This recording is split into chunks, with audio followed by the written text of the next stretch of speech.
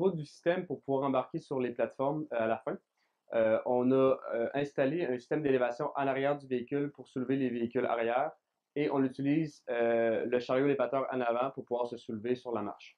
Donc, comment ça fonctionne? C'est que on a installé ce qu'on retrouve comme jack pour les voitures, ici en arrière, avec un moteur, puis des moteurs aux roues. Donc, ce qu'on fait, c'est on soulève le véhicule avec le chariot élévateur en avant sur les roues. Ensuite, pendant qu'on fait ça, on soulève le derrière et quand on est rendu en haut, bien au niveau de la prochaine marche, on avance et les roues embarquent. Après ça, à la fin, on peut relever les roues arrière. Au niveau de ce qu'on retrouve en avant, donc sur notre plateforme ici du chariot élévateur, on a racheté des roulettes comme ça. Ces roulettes-là, ils ne touchent jamais au sol pendant l'utilisation du robot, sauf à la fin. À la fin, on vient l'accoter sur le dessus de la marche. On descend le chariot élévateur. Ça permet de faire lever le devant du véhicule. Ensuite, pendant ce temps-là, on fait lever les roues arrière du véhicule ici. Donc, on peut élever les deux parties du véhicule. Ensuite, on avance sur la marche et on relève les roues arrière et on arrive sur le podium.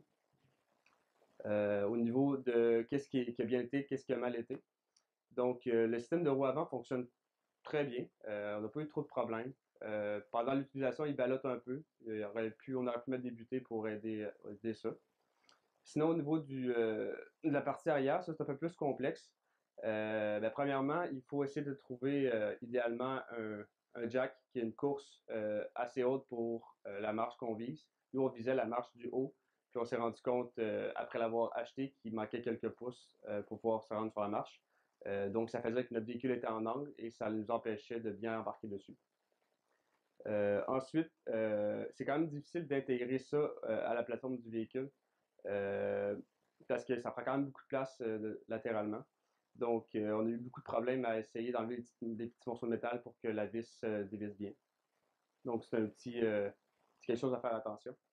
Puis, sinon, on a aussi des problèmes au niveau de la transmission de la puissance pour alimenter le jack en tant que tel.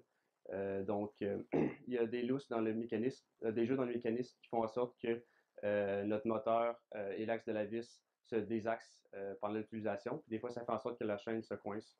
Puis donc, ça fait en sorte qu'on ne peut pas l'utiliser de façon optimale. Donc, ça fait pas mal le tour des problèmes qu'on a rencontrés avec le système d'élévation pour se rendre sur les marches.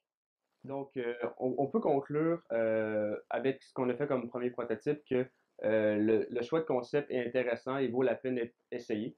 Il peut donner des résultats satisfaisants. C'est juste que il faut être conscient que ça peut demander il peut y arriver certaines problématiques, puis il faut avoir le temps d'y remédier.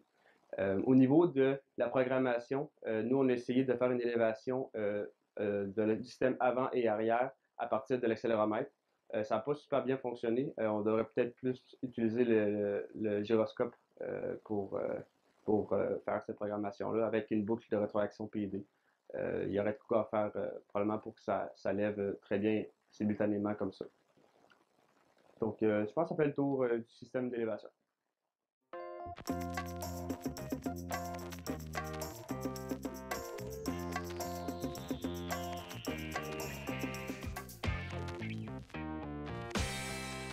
OK, là, l'affaire, c'est qu'il faut qu'on embarque sur la marche à la fin. La marche, c'est haut. Fait que là, ce qu'on fait, c'est qu'on prend un jack de char. Le jack, il est là. Puis on le modifie, puis on met un moteur dessus avec des sprockets pour pouvoir lever des roues arrière du véhicule. Puis là, avec notre fourche qu'on a là-bas, on va pouvoir lever le véhicule en avant, puis lever en arrière avec le jack. Donc, ça ressemble à ça.